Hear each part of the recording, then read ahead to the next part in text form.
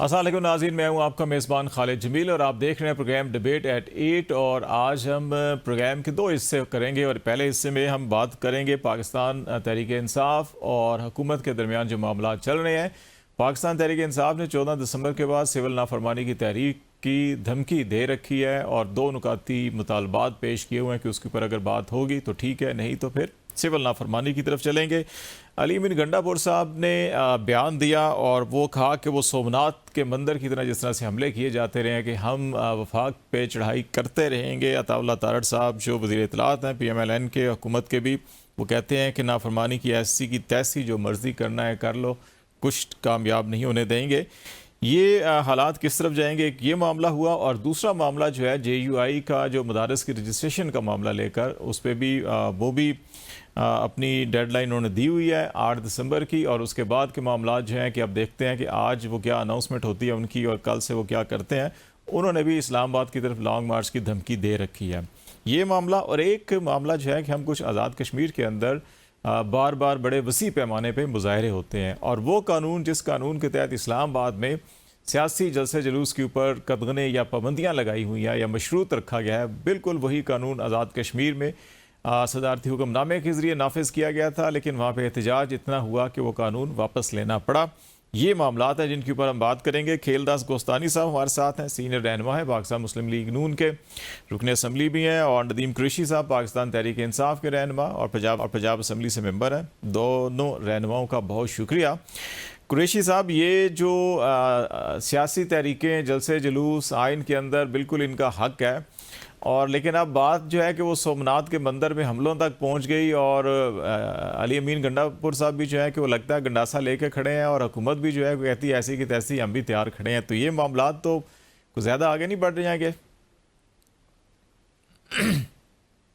बिस्मिल्लाहिर्रहमानिर्रहीम। बहुत शुक्रिया खालिद भाई। सर, गुजारिश ये है कि गंडासा जो है और तमाम हथियार जो हैं अखलाकी और गैर अखलाकी, वो सब आज के हुक्मरानों के पास है। तहरीक इंसाफ तो मजलूम लोगों की जमात है। जितने सियासी जराइम, मतलब मैं जंगी जराइम तो नहीं कहूंगा, सियासी जराइम का शिकार तहरीक इंसाफ को किया गया, इसकी मिसाल माजी करीब में तो कहीं नहीं है।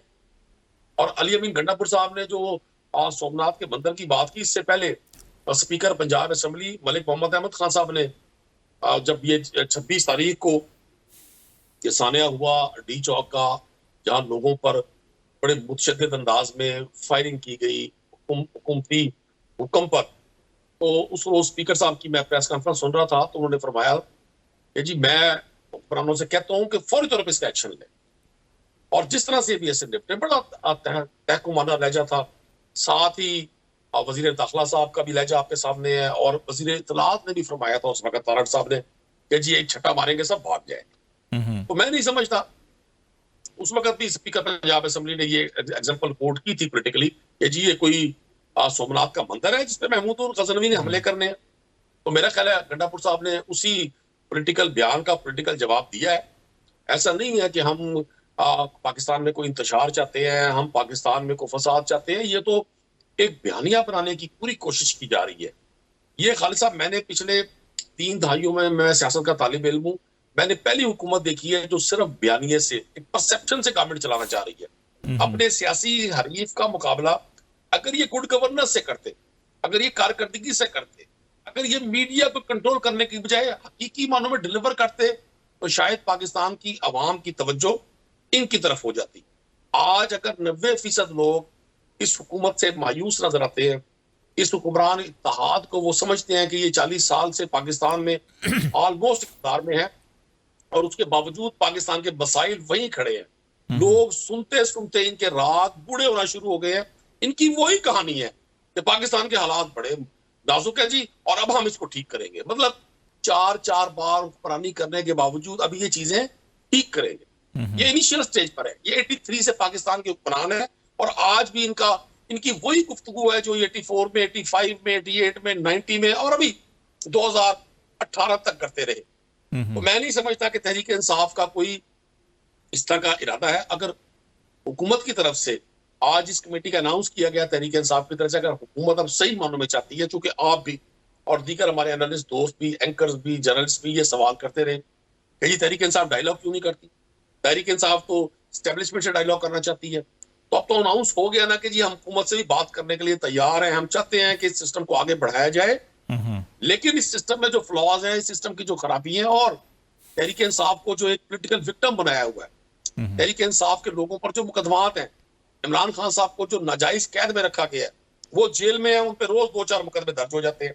और साहब कैदर तहरीक इंसाफ की शाह महमूद साहब हैं, डॉक्टर यास्मीन राशिद हैं, उमर सरफराज चीमा है, जाज चौधरी हैं, महमूद रशीद हैं, लातादाद लोग हैं जो आज भी नाहक जेलें बर्दाश्त कर रहे हैं। मुकदमात का ये एक भरमार है। 24 तारीख को जो एहतजाज की कॉल दी गई, जिसमें पुरअमन तरीके से लोग गए, वहां ना सिर्फ लोगों को शहीद कर दिया गया, बल्कि जो जिंदा बचाने वो हमारे लोग हैं, उन पे दर्जनों FIR, मतलब एक एक शख्स पे अब 20-20, 25-25 FIR है। जो समझता है कचहरी कोर्ट कचहरी को, उसको तो पता है कि 20 FIR का मतलब क्या है। तो सर मैं आपके जरिए तवक्को रखूंगा कि हुक्मरान अपनी जो ताकत है, अपनी जो उनके पास इक़्तिदार का ज़ोम है, उसको लोगों की बेहतरी के लिए इस्तेमाल करेंगे, ना कि अपने मुखालफीन की सरकोबी के लिए इस्तेमाल किया जाए। सही है कोसदारी साहब, ये जो एक ट्रेडिशन रही हमारी सियासत के अंदर के हमेशा मुखालफीन के ख़िलाफ़ जो है कि वो थाना कचहरी बड़ी सरगर्म रहती है। ये 80-90 की दिहाई से पहले भी, 60 की दिहाई में भी यही हुआ, और फिर ये जो नैब बना, नैब ने भी सारा कुछ यही काम किया था, और वो सारा का सारा हर दौर में अपोजिशन को रगड़ा लगाता रहा, और अभी भी अपोजिशन को यही गिला है कि सारे मुकदमे, हर चीज़ जो है कि अपोजिशन को ही निशाना बनाया जाता है। और ये मामला आप समझते हैं कि थम सकता है? जो कमेटी बनी है, इस कमेटी के साथ कोई बातचीत शुरू हो सकती है, या शुरू हो चुकी है या नहीं हुई है? खालिद साहब देखें, ये जो बात आप कर रहे हैं कि एक दूसरे के खिलाफ इंतकामी कार्रवाइयाँ करना या एक दूसरे के खिलाफ सियासत जो भी है इस तरह की करना, देखें माजी में हमने और पीपल्स पार्टी में बड़े इख्तलाफात रहे, हमारे ताल्लुकात बड़े ख़राब थे, सियासी तौर पे हम एक दूसरे के सख्त तरीन मुखालिफ रहे, मगर COD हुआ मोहतरमा बेनज़ीर मोहतरम नवाज शरीफ साहब के दरमियान, तो हम आगे बढ़े, मगर किसी को ये बात अच्छी नहीं लगी कि ये 2 पार्टी सिस्टम कैसे चलेगा। अमेरिका में 2 पार्टी सिस्टम ठीक है, मगर पाकिस्तान में कबूल नहीं होगा। और एक प्रोजेक्ट लॉन्च किया गया इमरान खान की शर्ह, पूरी एक सियासत का हुलिया ही तब्दील कर दिया। जलाओ गिराओ, झूठ, इल्ज़ाम, मार धाड़, ये 2014 से, मतलब जब से ये लॉन्च हुए हैं, मगर उनकी ज़बान में, गुफ्तगू में, और 2014 से ये धरने, इंतशार, फसाद, ये एक हुकूमत को गिराने की साजिशें ये करते आए। तो ये जो नदीम कुरैशी साहब मेरे भाई ये बड़े बेहतरीन बोलते हैं, मैं इनकी हमेशा इज्जत करता हूँ। जो बात वो कह रहे हैं कि कदने हैं मीडिया पे, इंतकामी कार्रवाइयाँ हैं, तो ये 3.25 साल सारा सिलसिला आपने किया। आपने मीडिया पे भी पाबंदियां लगाई, लोगों के टॉक शो चलते हुए बंद करवाए। आपने अपोजिशन लीडर शहबाज शरीफ, जिसने कहा आप आए चार्टर ऑफ इकोनॉमी करें, उसको आपने जेल में डाल दिया। आपने नवाज शरीफ साहब के साथ ज्यादती, नाइंसाफी, मरियम नवाज, हमजा शहबाज, साद रफ़ीक, शाहिद खाकान अब्बासी, मतलब एक लंबी, एहसन इकबाल, लंबी फहरस्त है। पीपल्स पार्टी की क़यादत, आपने सारा इंतकाम लिया, और आप चाहते थे कि एक बादशाहत मुझे मिले, और जिसके लिए आप काम कर रहे थे कि मैं एक बादशाह बन के बैठ जाऊं। तो वो 4.25 साल आपकी हुकूमत भी पाकिस्तान की आवाम ने देखी कि पाकिस्तान को आपने आके कहाँ खड़ा किया। तो मैं ये जो समझता हूँ एक पॉलिटिकल वर्क करके, PTI से जो आज कुछ हो रहा है, जो कुछ उनके साथ कानूनी या जो जेलों में बंद है, उसकी जिम्मेवारी आज हमारी हुकूमत पे नहीं है। ये जिम्मेवार इसका बानी PTI खुद है। उन्होंने ये रास्ता इंतखाब किया जिसमें मारदार, जिसमें इंतशार, जिसमें फसाद, जिसमें इदारों पे हमले, जिसमें कुछ करने आए, तो ये रास्ता इन्होंने खुद इंतखाब किया। एक चीज़ और कोस्तानी साहब मैं ये पूछना चाहूँगा, हमारे यहाँ वैसे अक्सर ये हर हुकूमत पे इल्ज़ाम लगता रहा जी कि ये प्रोजेक्ट के तौर के ऊपर लॉन्च हुए। भुट्टो साहब के बारे में कहा गया कि ये अयूब खान ने लॉन्च किया, नवाज शरीफ साहब के बारे में कहा गया ये जनरल जिलानी ने लॉन्च किया, इमरान खान के बारे में भी जैसे है। अभी वैसे आप समझते नहीं है कि अवाम अब उस नौयत की नहीं है पाकिस्तान का कल्चर? जिन्होंने अगर प्रोजेक्ट लॉन्च किया था तो उन्होंने अब इस प्रोजेक्ट को ख़त्म करने के लिए पिछले 3 सालों में कितनी ताकत नहीं लगाई, कितने नए नैरेटिव बनाने की कोशिश की। अगर वो बनाने या बिगाड़ने के काबिल होते, तो आप समझते हैं कि इस वक्त तक तो शायद बहुत कुछ बन चुका होता, बहुत कुछ बिगड़ चुका होता, लेकिन अवाम जिस अंदाज में भी खड़े हैं, तो अगर अवाम के अंदर शऊर आ जाए सियासी, तो मेरा ख्याल है ये जो गैर जमहूरी ताकतें जो दावा करती हैं कि हम बनाते हैं गिराते हैं, तो वो खुद कमज़ोर नहीं हो जाएंगे इससे? आप समझते हैं कि सियासी जमातों को भी अब ज़रा इस तरफ आ जाना चाहिए कि एक दूसरे का दस्तो बाजू बने, रहते दैन के गैर जमहूरी कुव्वतें आपको आपस में लड़ा के ताकत जो है कि बम्बा खुद रखें अपने पास? देखें, बात ये कि ये मैं वही कह रहा हूँ कि बानी पीटीआई के पास नवाज शरीफ साहब चल के गए थे 2014 में, से पहले उन्होंने कहा था पाकिस्तान आते में वो उनके पास बनी गाला में गए थे, तो ये नवाज शरीफ ने रिसेंट तक मुझे उसने कुछ मांगी बनी गाला की, वो मैंने उनको बनवा के दी। उसके बाद वो धरने में बैठ गया। तो बात यह कि आज की बानी पीटीआई क्या कहते हैं जेल में बैठकर? वो यही कहते हैं कि मुझे इक़्तिदार में गैर आईनी तरीके से बिठाओ, मुझे आज़ाद करो, जेल से निकालो, या तो आप एक माफ़ीनामा दे दो, आप ये तस्लीम कर लो कि मेरे से गलतियां हुई है। जिस तरह 9 मई में ISPR ने जो बात की कि भाई अगर माफ़ी मांगते तो या तो इस तरह कर लें कि भाई मैं अब तंग आ चुका हूं, मुझे जेल से निकालो। मैं एक चीज़ जो है ना ये कहना चाह रहा हूँ कि जितने संगीन जराइम हैं उनके, तो उनकी तो माफ़ी होती नहीं है कानून में। और अगर सियासी तौर के ऊपर ही जैसे IPP बनी या PTIP बनी प्रेस कॉन्फ्रेंस करके, तो फिर सारे संगीन जराइम भी ख़त्म हो जाते हैं। तो फिर मेरा ख्याल है कि ये बिल्कुल वैसे ही है जैसे नैब बनाया गया पॉलिटिकल इंजीनियरिंग के लिए, तो ये भी फिर पॉलिटिकल इंजीनियरिंग समझी जाएगी। नहीं, बिल्कुल नहीं। देखें ना, एक जो आपने एक आप कहते हैं कि मैंने ये नहीं किया है, तो ये तो सबने देखा है कि ये 9 मई किसने किया है। तो आप एतराफ़ कर लें, माफ़ी मांग लें।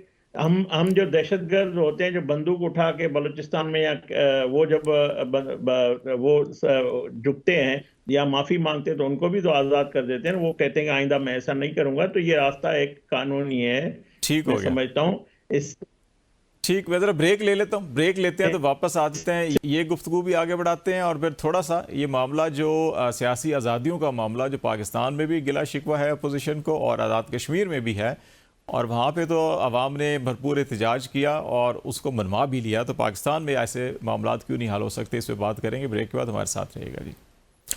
वेलकम बैक नाज़रीन, बातचीत को आगे बढ़ाएंगे। हमारे साथ नदीम कुरैशी साहब और खेलदास कोस्तानी साहब हमारे साथ हैं। कुरैशी साहब कुछ चीज़ें पॉइंट आउट की, कोस्तानी साहब ने भी कुछ के अंदर वजन भी है, उनके ऊपर भी ज़रूर आप कमेंट कीजिएगा। और दूसरा मामला ये जो पीसफुल असम्बली और जो पब्लिक ऑर्डर का कानून इस्लामाबाद के अंदर भी नाफिज है, और उसी कानून के तहत ही ये जो 26 नवंबर का सारा जो ऑपरेशन हुआ वो उसी कानून के तहत हुआ, और 245 आर्टिकल जो उसके तहत भी हुआ। तो आज़ाद कश्मीर में भी यही कानून नाफिज किया गया था, और वहाँ पे लोग निकले, और फिर आज सदारती हुक्मनामा वापस ले लिया गया। तो जमहूरी माशरों में इस किस्म के कवानीन, और बिलखसूस अगर हम इसको ज़रा मिलाएं, जलियांवाला बाग का जो वाक़या हुआ था, उससे पहले भी जो कानून उस वक्त ब्रिटिश राज ने नाफिज किया था, वो भी इसी किस्म का था कि सियासी आप मजिस्ट्रेट से इजाज़त लेंगे, नहीं लेंगे तो इतने साल कैद होगी, सज़ा होगी, और इतना अरसा बगैर मुकदमे के आपको जेल में रखा जा सकेगा। तो ये सियासी माशरों में इस किस्म की चीज़ें होनी चाहिए कि नहीं होनी चाहिए? देखिए खालिद साहब, जब कोई निज़ाम अपने आखिरी दमों पर होना जी, तो बहुत सारी, आप खुद माशाल्लाह हिस्ट्री को बड़ा अच्छा समझते हैं और पॉलिटिक्स पे आपकी बड़ी गहरी नजर है, तो वो कोई भी निज़ाम जब अपने इख्तिताम की तरफ बढ़ रहा हो तो फिर इस तरह के वाकयात होते हैं। मैं एज ए कॉमन पाकिस्तानी, मुझे 100% यकीन है कि जो एग्जिस्टिंग निज़ाम है, जो सिर्फ अशराफिया को प्रोटेक्ट करने के लिए पाकिस्तान में मुसल्लत किया गया है, इसने अल्टीमेटली अपने एंड की तरफ जाना है। बिल्कुल आपने ठीक कहा, जमहूरी माशरों में, आज़ाद माशरों में ये तसव्वुर भी नहीं है कि आप अपने किसी अपोनेंट को बात ना करने दें, आप अपने मुखालिफ बात करना पसंद ना करें, आप मीडिया को इस हद तक कंट्रोल कर लें कि लोगों को रेगुलर मीडिया की बजाय सोशल मीडिया पर भरोसा करना पड़े, और जो फिर वो फेक न्यूज वाला एक माहौल बना हुआ है, वहीं से फेक न्यूज़ फिर स्प्रेड होती है और माशरे में हिजान पैदा होता है। मुझे तो यकीन ही नहीं आता कि ये वही पीपल्स पार्टी है जो जमहूरियत के नाम पर पॉलिटिक्स करती रही, ये वही PMLN है जो कहा करती थी वोट को इज्जत दो, हम अब नजरियाती हो गए हैं। मतलब ये वो लोग हैं जो खुद इस पूरे निजाम के विक्टिम रहे हैं, लेकिन जैसे ही इनको सहूलत मिली है हुकूमत में आने की, और इनकी सहूलतकारी की गई है बाकायदा एक मुनज़्ज़म प्लान के जरिए, तो इनका वही रवैया है जो इनका 80s में था। मतलब हैरान कुन बात यह है कि नवाज शरीफ साहब और उनकी जमात क्योंकि जाहिर है यहाँ जमातें फैमिलीज के साथ रिलेटेड है। मैं तो खुद पॉलिटिकल पार्टीज को बड़ा गहरी नजर में रखता हूँ और मेरा शौक है देखना। मैं अमूमन इस बात को मैंने देखा है कि सियासी जमातों में ये जो खानदानियत है, ये जो मौरूसियत है, असल फसाद की जड़ भी यही है कि लोग अपनी बादशाहत को कायम रखने के लिए, जैसे आज शाम का मैं सुन रहा हूँ कि बशार असद साहब का और उनके वालिद का जो 50 साल कैरियर था, वो अल्टीमेटली अवाम के जोर ने उसको ढेर कर दिया। तो ये जो हमारा सियासी कल्चर है पाकिस्तान में, ये भी 3, 4, 5 खानदानों के गिर्द घूमता है। अब इन खानदानों को इस बात का इदराक हो गया है कि पाकिस्तान अब डिजिटल दौर में, पाकिस्तान का नौजवान इन जमातों की पॉलिटिकल हैसियत से भी, इनकी डिलीवरी से भी, इनके मैनिफेस्टो से भी वाकिफ हो चुका है। क्योंकि इनका जो टारगेट है वो है अपनी जात की सपोर्ट, अपनी जात की प्रोजेक्शन, अपने जाती मामलात की खैर खाई। अवाम इनके पूरे इस सिस्टम में नो बॉडी है, डिबेट की हद तक है, गुफ्तगू की हद तक है। मतलब इनकी जो स्पीचेस हैं, इनकी जो गुफ्तगू है वो बिल्कुल डिफरेंट है और इनकी जो प्रैक्टिकली इनकी जो डिलीवरेंस है वो बिल्कुल डिफरेंट है। तो ये जितना भी जोर जबर का ये कानून बना लें, जैसे आजाद कश्मीर में लोगों ने बाहर निकलकर जदोजहद की है, पाकिस्तान में भी बड़ा इंतशार है, बड़ा लोगों में फ्रस्ट्रेशन है। कोई समझे या ना समझे, ये वक्ती तौर पर किसी को भी, मुझे, आपको, किसी भी शख्स को खौफजदा कर सकते हैं। अभी खेलदार साहब बड़ी सॉफ्ट वॉइस है, मुझे बहुत इनसे प्यार भी है, बड़ा अच्छा लगता है। ये सिंधी कॉन्टेस्ट पे जब उर्दू बोलते हैं तो मुझे बड़ा मजा आता है इनको सुनने में। लेकिन इन्होंने बड़े करीब है ये सराइकी और सिंधी बहुत करीब है मिजाजन, साउथ पंजाब और सिंध, वैसे भी हम साए हैं। लगता है जैसे मीठी सराइकी और सिंधी जो है ना, सिंधी भी बड़ी मीठी लैंग्वेज है, तो मुझे उसी की चाशनी इनके लहजे में नजर आती है। ये सियासी रवैयों में भी आनी चाहिए ना चाशनी। हाँ, ये होती है, ये चाशनी होती है जब इक़्तिदार नहीं होता। और मैं तो बड़ा इस बात पर मुझे खुशगवार हैरत होती अगर नवाज शरीफ साहब अपनी लाइफ की स्टेज पर एक नए पाकिस्तान की बुनियाद अपने हाथों से रखते। वैसे अभी इस किस्म कुरैशी साहब, इस किस्म की खबरें भी आ रही हैं, जैसे नवाज शरीफ साहब अचानक बनी गाला चले गए थे ना, खेलदास साहब भी पहले हिस्से में तस्करा कर रहे थे कि नवाज शरीफ साहब अचानक अडयाला भी जा सकते हैं। देखिए, मैं तवक्को रखूंगा। मैं नहीं समझता कि पाकिस्तान अब इस बहुत ज्यादा सारे खल्फशार के साथ वो टारगेट्स अचीव कर सकेगा। ये 25 करोड़ लोगों का मुल्क है, करोड़ों नौजवान। आज पाकिस्तान में 65% से ज्यादा यूथ है जो 30 ईयर से कम है, और बड़ी वाइबल, बड़ी विजनरी और बड़ी एक्टिव यूथ है पाकिस्तान में, जो बहुत ज्यादा मायूसी की तरफ जा रही है। मतलब कोई अच्छी बात नहीं है कि पाकिस्तान का नौजवान बैरून मुल्क जाना चाह रहा है। जिससे पूछे वो कहता है जी मैंने इस मुल्क में नहीं रहना। तो ये हमारे फैसला साजों के लिए बेहतरीन वक्त है कि वो अनाओं के कॉल से बाहर आए, वो ये liking disliking pick and choose से बाहर आ जाए और वो सही मानों में अवाम को मौका दे। बिल्कुल हकीकत है, जमहूरियत से बड़ा इंतकाम कोई नहीं है। आज वो जो पीपल्स पार्टी जो किसी जमाने में पंजाब को लीड किया करती थी, पाकिस्तान की पॉलिटिक्स के बड़े बड़े नाम, जहांगीर बदर, चौधरी एतजाज असद, दीगर जो राव रशीद साहब, शेख रफीक अहमद, जिनके हमने नाम सुने जब हम स्टूडेंट थे, जो लाहौर में हुआ करते थे, आज पीपल्स पार्टी के पास पंजाब में कैंडिडेट्स ही नहीं है। ये वो जमहूरियत का इंतकाम है। मुस्लिम लीग काफ जो एक वक्त में पंजाब में रूलिंग पार्टी थी, यहाँ चीफ मिनिस्टर उनका था, मरकज में प्राइम मिनिस्टर उनका था, आज काफ लीग के पास वो भी नून लीग से ही निकले थे ना। खेलदास साहब ये बताएं कि ये जो खबरें उड़ती उड़ती आ रही हैं जी कि मियाँ साहब अचानक, आपने कहा बन्नी गाला गए थे तो अडयाला भी जा सकते हैं, तो कैसी इतलात आपके पास भी हैं कि वो जा सकते हैं अचानक? देखें खालिद साहब, आपको पता है जब 21 अक्टूबर को नवाज शरीफ साहब पाकिस्तान आए थे, उस दिन आपकी उनकी तकरीर सुने। उन्होंने बिल्कुल तमाम जमातों को दावत दी थी कि आए सब मिलकर पाकिस्तान को आगे बढ़ाएं, जो मुश्किलात हैं उनका हल निकालें। और उन्होंने अपनी जो ज़ात के साथ, उनके साथ जो नाइंसाफ़ी ज़्यादती हुई थी, उन्होंने एक तरफ रखी थी, पाकिस्तान दूसरी तरफ अहम था उसके लिए। तो मैं समझता हूँ उन्होंने एक किस्म की दावत दी थी, उसमें बशमूल PTI जमात भी शामिल थी। मगर आपने देखे उसके बाद भी बानी PTI का रवैया जो है वो बेहतर नहीं हुआ और जात के 9 मई जैसे हालात में तब्दील हुआ, और जो इस हद तक वो चले गए। मैं वही कह रहा हूँ कि वो रास्ता उन्होंने इंतखाब किया। 28 मई 2024 को लाहौर में जब वो दोबारा सदर मुंतखब हुए थे, उन्होंने बानी PTI के लिए एक बात कही थी, और उससे पहले एक गैर रस्मी मीटिंग थी, मैं वहाँ पे भी मौजूद था, सीनियर लीडरशिप वहाँ मौजूद थी। तो जो नवाज शरीफ साहब ने उस तकरीर में बात की थी, देखें इमरान खान साहब से जो गलतियां, सियासी गलतियां माजी में तमाम लीडरान से हुई है, होती रहती है, 2014 की जो किरदार उनके साथ थे उसका वो एतराफ़ कर ले। माफ़ी का लफ्ज़ भी नवाज शरीफ साहब ने नहीं कहा, एतराफ़ कर ले, या जैसे मैंने कहा 9 मई, ये दो चीज़ें वो करेगा तो बिल्कुल नवाज शरीफ साहब के पास उसकी जो बानी पीटीआई के सियासी रवायत और वापसी का चाबी बिल्कुल नवाज शरीफ साहब के पास है। अच्छा और फिर नवाज ये शरीफ साहब बड़े अच्छा इस असूल को अगर मान लें तो फिर ये कहा जाता है कि जितने संगीन केसेस हैं, और अलीमा खान साहिबा भी कहती हैं जी कि हमें पैगाम दिया गया कि संगजानी में बैठ जाएं तो 20 दिन के अंदर अंदर सारे केसेस ख़त्म और रिहाई हो जाएगी। तो फिर वो अगर सिर्फ संगजानी में बैठना है या सिर्फ जो है कि अच्छा ये बात करनी है, तो एक वो मामला फिर वहीं पे आ जाएगा ना कि ये तो फिर सियासत हो गई, कोई वो मामलात नहीं है कानून और आइन की बालादस्ती के। नहीं, देखें ना, अल्टीमेटली अदालतों से ही होना है, मगर एक आप रियलाइज करते हैं, एक आपने जो कुछ किया है उसकी उसकी आप माफी तो मांगेंगे ना। देखें ना, मैंने वही मिसाल दी कि जो टेररिस्ट होता है उसको भी माफ किया जा सकता है। इमरान खान एक पार्टी का सरबराह है, एक सियासी लीडर है, अवाम उसके साथ है, ये हकीकत को हम इनकार कर दें ये नहीं बात करना नहीं चाहिए। है। अच्छा एक मुझे एक और चीज बताइएगा कि इस किस पे रास्ते पे उन्होंने अपने वर्कर्स को, पार्टी को किस रास्ते पे आके खड़ा कर दिया, वो मैं पॉलिटिकल वर्कर, मुझे इख्तिलाफ है। वो माहौल ठंडा होना चाहिए बेशक, बल्कि आज तो मरी में बर्फबारी भी हल्की हल्की शुरू हो गया, तो ये इसका असरात जो है कि ये जाने चाहिए वैसे पूरे मुल्क में उसकी सियासत के ऊपर भी। मुझे एक चीज़ बताइएगा कि ये जो इस्लामाबाद में कानून बनाया गया ये पाकिस्तान में नहीं है, सिर्फ इस्लामाबाद की हद तक है, वही आज़ाद कश्मीर में नाफिज किया और अवाम ने तो वहाँ पे उसको मुस्तरद किया, और वहाँ पे सदर उनके जो आज़ाद कश्मीर के हैं उन्होंने वो हुक्मनामा भी वापस ले लिया।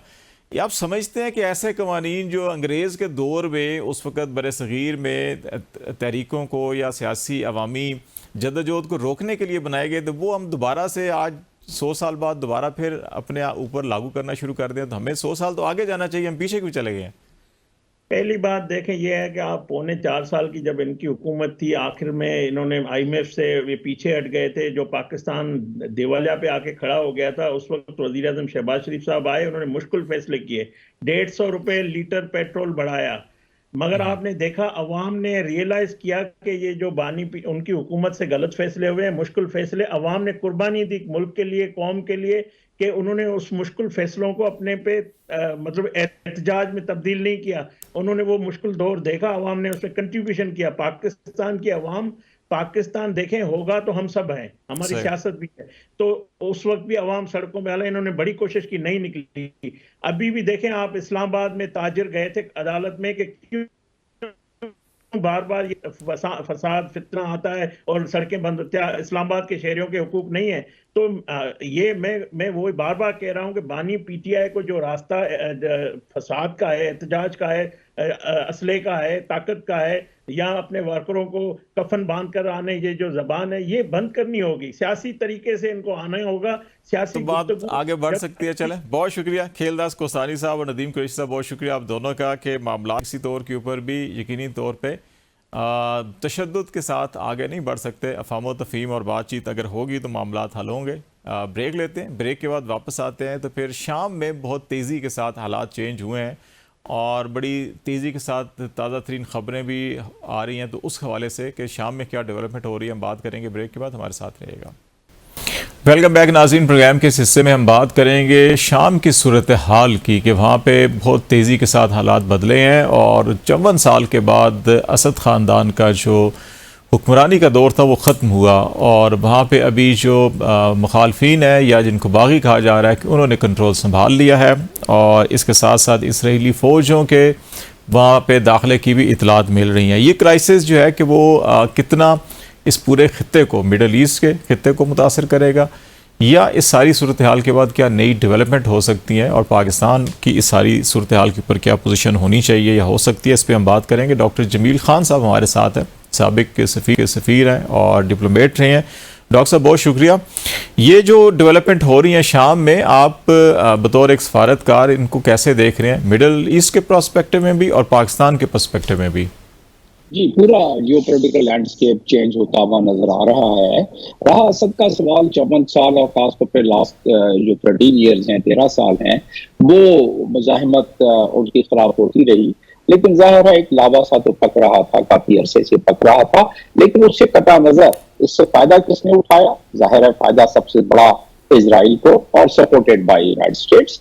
इजराइल और यूनाइटेड स्टेट्स जब जुबान होके बोलते रहे हैं कि Iran and axis of resistance, और ईरान की एक्सेस ऑफ रेजिस्टेंस से उनकी मुराद हमेशा ये रही Hezbollah, Hamas, Iraqi militia in Syria and Hezbollah in Syria as well as Lebanon and होती।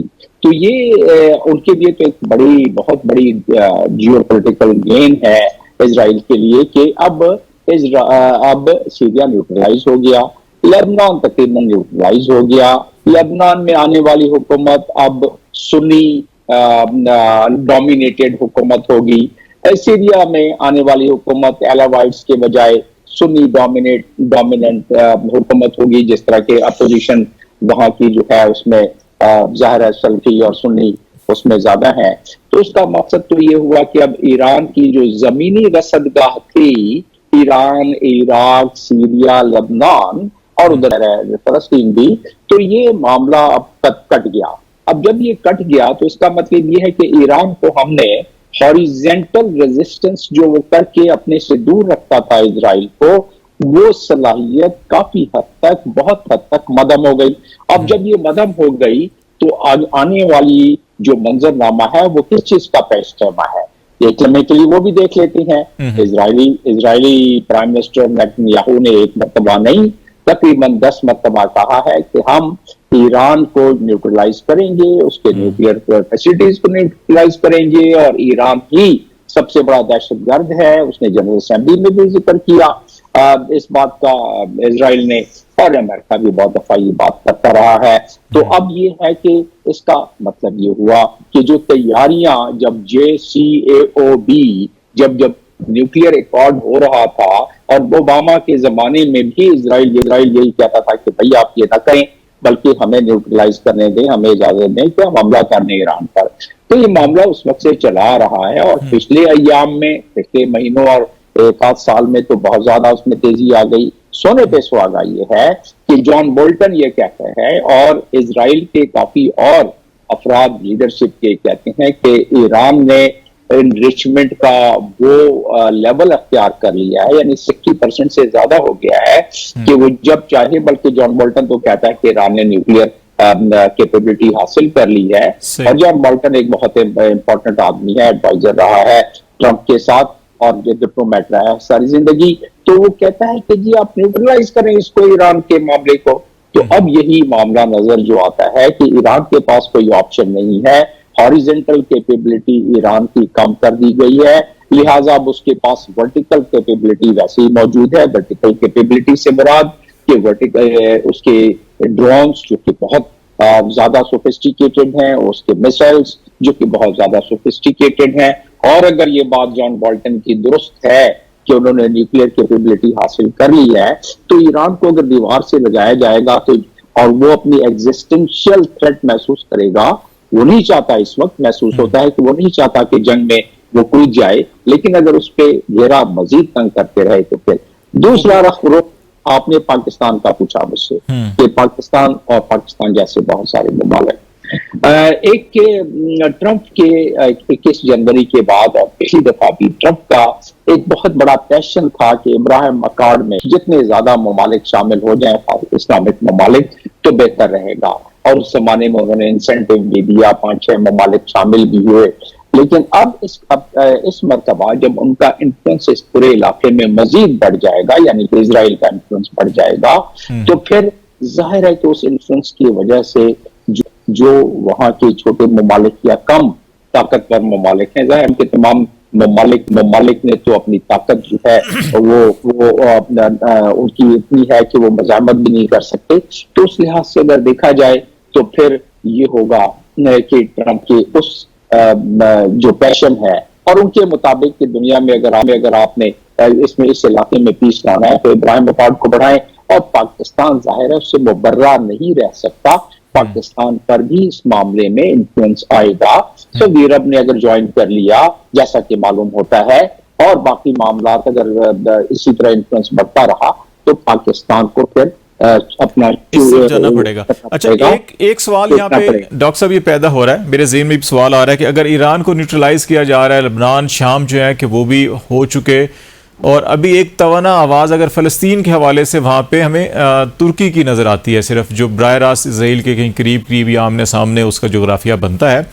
इस सारी सिचुएशन का जो फ़लस्तीन के अंदर जो एग्रेशन है और उनकी एक्सपेंशन है इसराइल की, आप समझते हैं कि वो मज़ीद ताकत पकड़ेगा और बढ़ेगा, या इंटरनेशनल दबाव हो सकता है उसके ऊपर कि अच्छा ठीक है कि आप अगर हमसाओं में सारों को न्यूट्रलाइज कर रहे हैं तो आप इन साइड जो है कि वो भी एक, हम जो दो नेशन थ्योरी की बात करते हैं, एक आज़ाद फ़लस्तीन की बात करते हैं कि जिसका कैपिटल जो है वो बैतुल मुक़द्दस होना चाहिए, तो उस तरफ आप समझते हैं कि क्या असरात होंगे सारी सूरत हाल के? नहीं, टू नेशन थ्योरी तो एक्सेप्टेबल नहीं है ना इसराइल को, और ट्रंप ने पिछली दफा बहुत कम हालात में जिक्र किया टू नेशन थ्योरी का। वो तो वन नेशन यानी कि इसराइल की डोमिनेंस, यानी कि इसराइल ने वैसे ही न्यूट्रलाइज किया बल्कि जमीन दोस्त कर दिया है पूरे गाजा को। और अब हिजबुल्लाह की हमें पता है कि वो ताकत नहीं रही जो पहले थी, और ईरान की सपोर्ट जब से खत्म हो रही है, अब कल रात से तो बिल्कुल ही खत्म हो जाएगी, तो उसके बाद और मजीद प्रॉब्लम हो जाएंगी। रशिया जो कि सीरिया में था, जो सपोर्ट की तौर पर हिजबुल्लाह को भी सपोर्ट करता था, क्योंकि हिजबुल्लाह सीरिया में मौजूद थे और मज़ाहमत कर देते थे, जो कि टॉपल करने आता था असद रजीम को, और सारी की सारी 1460 एक महीने में बम्बार्डमेंट करते थे रेबल्स पर। रशियन फंस गए यूक्रेन में, उनके मामलात अपने खराब होने लगे, तो उन्होंने यहाँ से आहिस्ता आहिस्ता कमजोर होते गए। मेडिटेरेनियन सी में उन्होंने टोरस में एक उनकी बंदरगाह, बहुत इंपॉर्टेंट बंदरगाह है सीरिया की, तो वहां उन्होंने अपना बहरी बेड़ा रखा हुआ था, वहां से वो भी हटा लिया। तो ये उनके बहुत बड़ी एक वो हो गई, सपोर्ट में कमी आ गई। और फिर उसके बाद अब ये है कि फलस्तीन का मामला क्या बनेगा। जाहिर है फलस्तीन को तो वो चाहता है इसराइल की किसी तरीके से उसको वहां से उसकी एथनिक क्लींजिंग करके पूरे पे कब्जा कर ले। लेकिन अब ट्रंप के आने के बाद आगे जो मंजरनामा नजर आता है कि वो इसराइल के टर्म्स एंड कंडीशन पे जंग बंदी को करवाने की, यानी कि हॉस्टेजेस वापस ले लेगा, और इसराइल का जैसे कि वेस्ट बैंक में कब्जा है, और वेस्ट बैंक में जिस तरह की एडमिनिस्ट्रेशन इसराइल चलाती है, उसी तरीके से इसराइल को कहेंगे भाई आपके हवाले, अब आप जानो आपका काम जाने। तो उस लिहाज से वहां भी पीस आ जाएगा, peace at the terms and conditions of Israel. फलस्तीन की जो अपनी फलस्तीनियों की जो तहरीक है, आप समझते हैं कि वो भी मांद पड़ जाएगी, दबाव पड़ेगा उसके ऊपर? तहरीकें तो मांद पड़ सकती हैं, खत्म नहीं होती हैं, खासतौर पे आइडियोलॉजिकल तहरीकें जो होती हैं। तो इसीलिए फलस्तीन की तहरीक, कश्मीर की तहरीक खत्म तो नहीं हो सकती, लेकिन वक्ती तौर पर चंद बरस के लिए, चंद महीनों के लिए वो मांद पड़ सकती है और अंडरग्राउंड जा सकती है। आपको याद होगा कि फलस्तीनियों ने गोरिल्ला वारफेयर काफी अरसा किया, और उन्होंने फिदाइन का काफी अरसे तक सिलसिला करते रहे।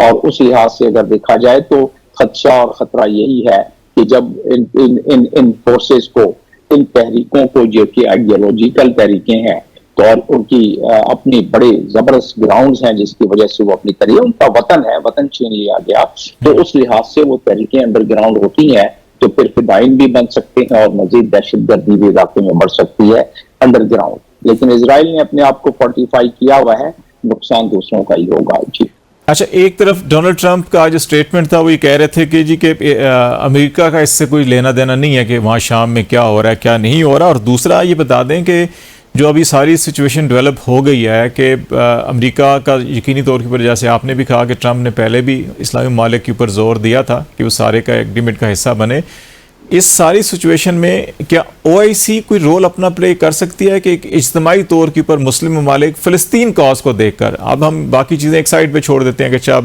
कौन सा मुल्क क्या कर रहा है, फ़लस्तीन कॉज के लिए कोई सारे इकट्ठे होकर कोई ऐसा लाइमल बना सकते हैं कि कोई विन विन पोजीशन हो जाए?